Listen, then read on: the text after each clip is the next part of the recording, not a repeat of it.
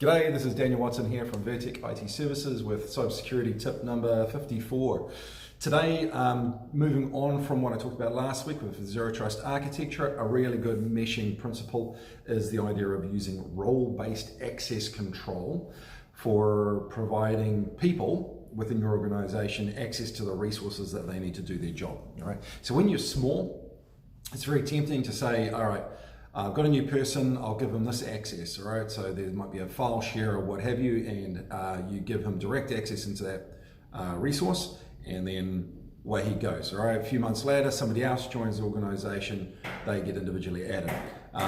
When you realize that over a bit of time, you're actually getting more than one person doing a particular role. So you now have multiple people who need access to the same kind of resources.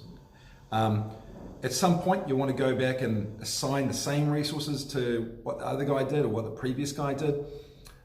Trying to maintain or manage those permission assignments gets quite difficult and can get a bit loose and a bit hairy, and that's where holes open up that people can get through, right? Because it's hard to keep across it all. So role-based access control, why does this work well for an organization? It's because it makes life easier for the people who have to support your network, and it makes it easier to know who has access to what, right? So which is good from a security point of view.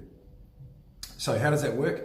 It works by simply taking a resource or a group of resources and assigning people into role-based permission groups. So if you have an operations type person, they get put into the operations group, and there might be multiple people who have access to that. And these resources or group of resources, they get given, they're assigned these people to have access to those things, all right? Somebody changes job, you just change the role, all right? So, and these can be nested. So you have managers, right? They need access to the operations and to the management folders.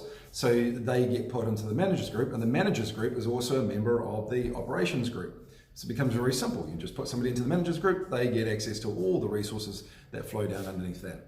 Nice and easy, lemon squeezy, just a much better way of operating. All right, there you go. Cheers, guys.